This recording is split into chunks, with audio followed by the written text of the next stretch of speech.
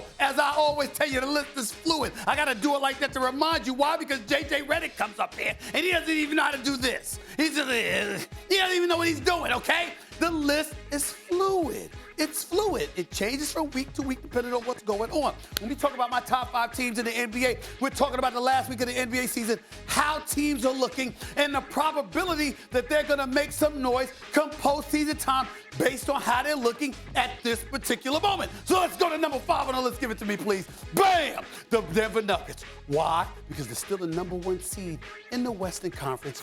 Jokic hasn't been playing. We know he'll be back. We know he'll be rested. And on top of it all, we know you're going to have to go to that high altitude in Denver, Colorado to knock off the Denver Nuggets. So I got to put them at number 5 on the list. Not number 4, though. Give it to me right here, please. Boom! The 76ers. Why? Because the soon-to-be league MVP in Joel Embiid, averaging 33 a game.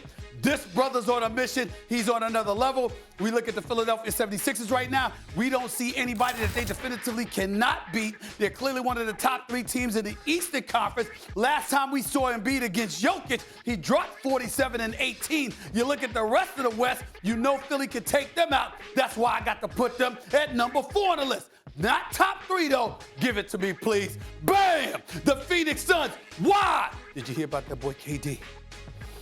Kevin Durant. You know who he is. You know who he is. 23 and 2 in the last 25 games he has played, undefeated in a Phoenix Suns uniform. Offense is elite with him and Devin Booker, with CP3, the point guard, and of course DeAndre Ayton. I'm sorry, I can't summarily dismiss the Phoenix Suns because I'm looking at it and I said if Phoenix were to meet Philly in the finals, which I would love, by the way, I don't know if I could pick Philly to beat Kevin Durant and Devin Booker. That's why I got to have him at number 3. Not number 2, though. Give it to me right now, please. Bam! The Milwaukee Bucks. Why?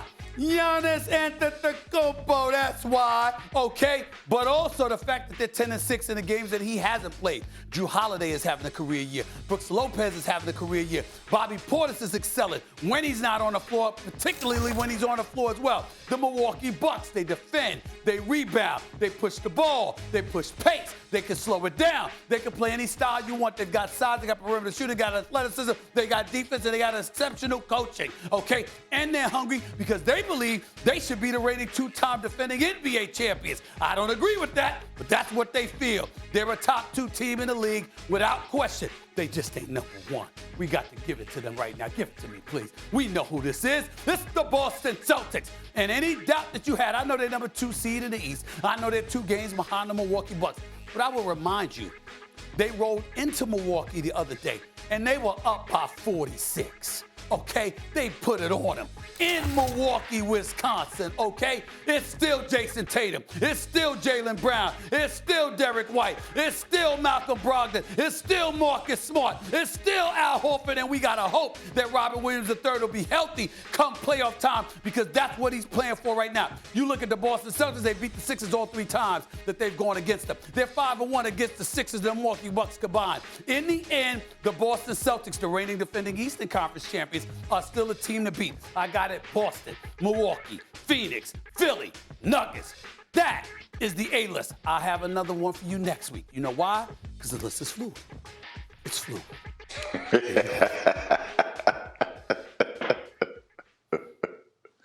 Wendy, what do you think? Let's go. You know, I just was enjoying it so much. The man is a master entertainer. The Bucks, to me, Stephen A., everything you said is right. But the Bucks, they're so impressive, and that I can't excuse the 40-point loss.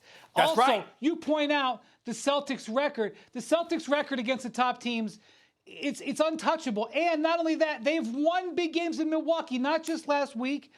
They won Game 6 last year, the greatest moment in Jason Tatum's career to this point, the performance he put on in Game 6 in Milwaukee. Absolutely. I get it. But when the Bucks are at the top of their game, the other things I'm going to say about the Celtics are so reliant on three-point shooting. The difference between them this year and last year, they're a little bit deeper at guard because of Malcolm Brogdon. That's good. They're so reliant on three-point shooting. And so I'm a little bit concerned that they're not as resilient as they were last year, even though their top end, I think, is slightly higher. And I think the Bucks are more resilient. That's why I'd have the Bucks first. But good on you for putting the Suns there. They've got fangs, and they are just now maybe playing their best basketball. Swaggo, the floor is yours. I would love to kill the list, but I 100% agree with it. And to your point, that win by the Celtics against the Bucks was the one that kind of supplanted it for me right now. We talking about power rankings right now, and your favorite word, fluid. But when I look at Phoenix and what you brought up, this is one of the most exciting come down to the playoff wires in a minute because of not only the star power and the cachet that these teams have, but I'm telling you, man, if KD goes to Phoenix and they win a championship after what we saw Phoenix struggle to do, after we saw them have a great position to try to get a championship, and he finishes it, think about the narrative that changes with him. So it's a lot of storylines riding on this. Jason Tatum coming back and trying to have a finals performance that we continue to see him ascend. The Bucks, obviously, with Giannis and what they've been doing. But that Suns one, man, I got my eye on the Phoenix Suns. I went and watched them with my son when they played the Mavs. And when KD and Devin Booker is rolling, brother, I don't know what you do with that. I have no idea what you do with that. Swaggo and Wendy, all of us together on the count of 3. 1, 2, 3. Do it with me. The list is fluid. It's fluid. Come on, Wendy. It's fluid. Wendy, real quick before we go to break, we just need the grades. What are you giving him as a grade?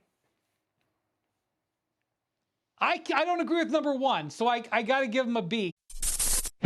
Thanks for watching ESPN on YouTube. For live streaming, sports, and premium content, subscribe to ESPN+.